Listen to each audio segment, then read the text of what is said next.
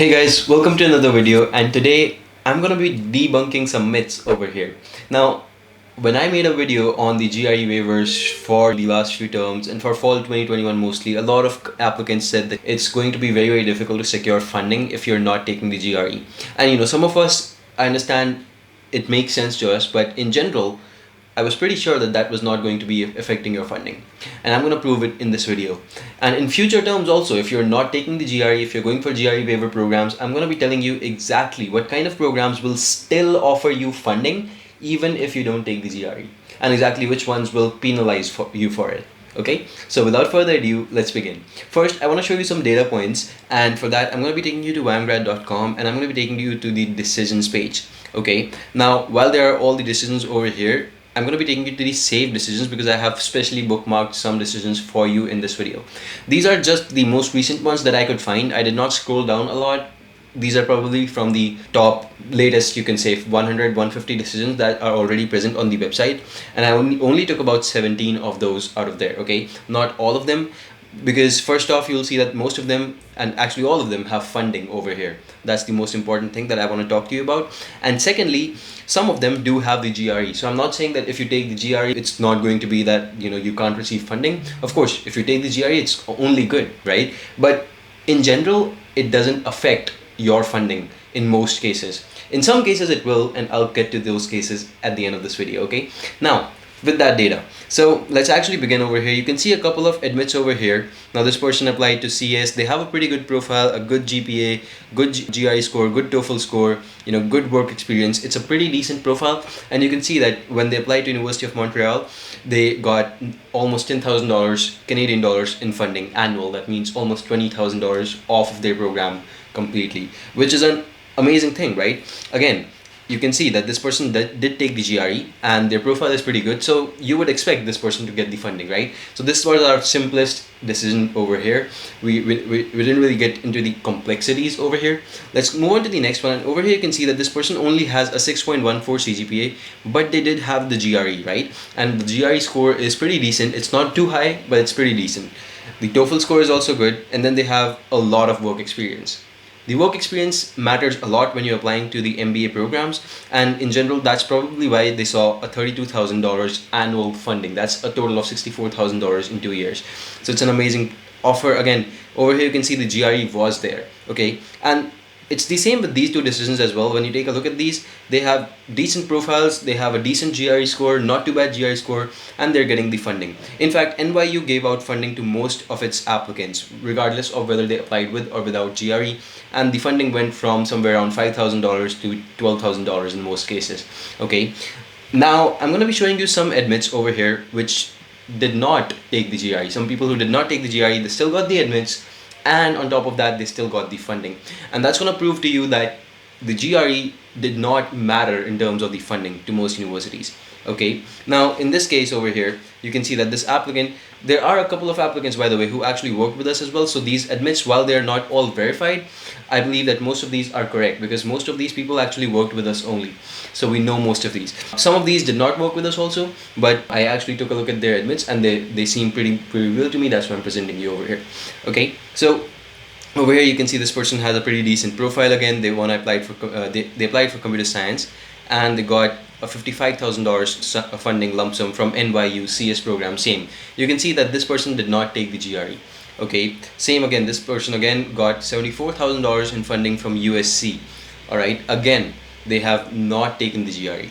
All right, and one more $55,000 from UC Irvine, one of the top most universities again, and no funding in this case as well. So again, this is all in front of you, right? Now this person actually did take the GRE. They have a pretty great score, and they have a pretty good lump sum funding as well for the MIS program at CMU. If you think that this funding is too much, you probably should take a look at the CMU's cost, because CMU is one of the costliest universities out there, I believe, and their program is definitely very costly. So I wouldn't be surprised if the funding is that high. Okay, this should, however, narrow down towards one of the fully funded admits, or maybe even more than that in some cases. Okay, then this person did take the GRE and they got a pretty great funding. Again, IUB, one of the top most universities, decent profile, you can see over here. So GRE is here, but over here you can see again no GRE, and they applied and they got almost $50,000 in annual funding. which is again a great thing, because you can see right here, it's proof in front of you that both the kind of people with or without the GRE, they're able to secure the admits and they're able to secure the funding. Okay, it definitely has to do with the time of their application as well. It definitely has to do with their SOPs, LORs, all of those things which we can't quantify over here. But in general, GRE is not a metric that will reduce or remove your funding altogether. Alright, so moving on to the next one over here, you can see this person also did not take the GRE and they have a $40,000 lump sum funding, which is again a pretty great funding opportunity. The university is pretty great as well, and their profile is pretty decent in general, but no GRE again funding in front of you. $40,000 is not a small amount again, right? There's one more, and this is only $1,000. So why did I choose to include it? Well, this person did not take the GRE first off. Okay, that's one more important thing to note. And secondly, this $1,000 is not just 1,000. It's much more than that.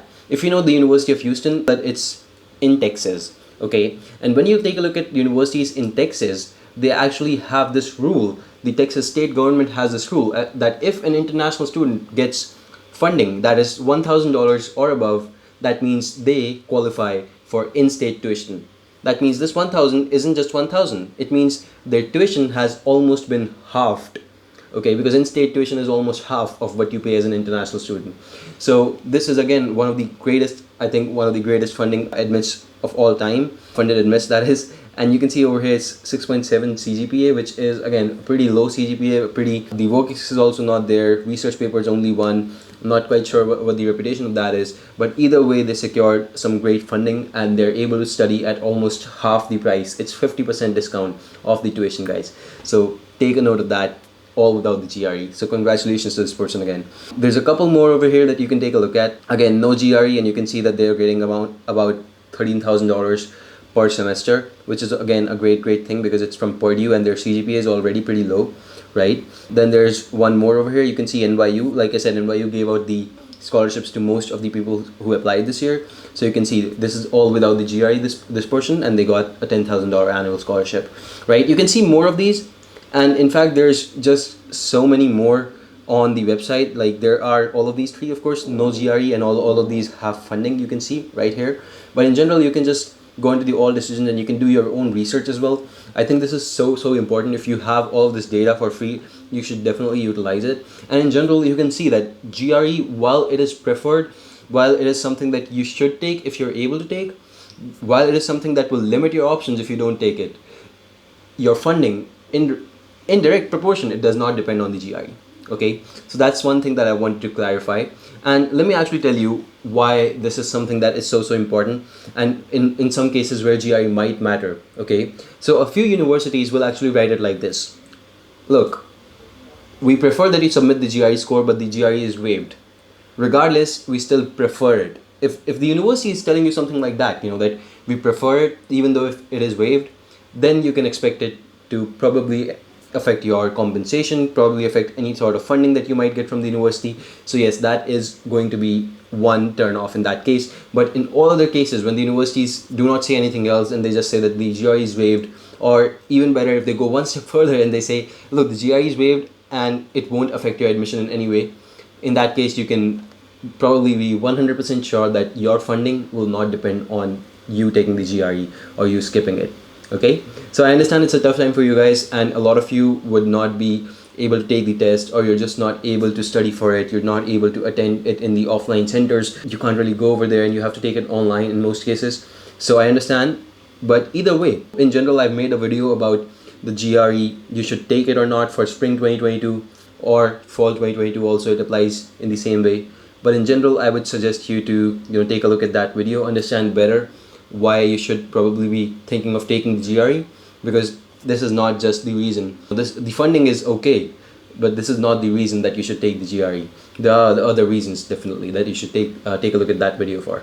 Okay, apart from that, I hope this brings you some value. I just wanted to make sure that you know exactly what you're getting into, and you don't really get scared just because you don't have the GRE score by your side. Don't worry about it. Still go ahead and apply. We understand things are difficult. Just apply. Okay, alright, thank you so much for watching, guys. If you want to recommend some videos, you can do so over my Instagram. Please make sure reach out to me over there and message me, tell me what you would like to see on my channel next. I'm always looking for new content. And thank you so much for watching this one. Goodbye and take care for now.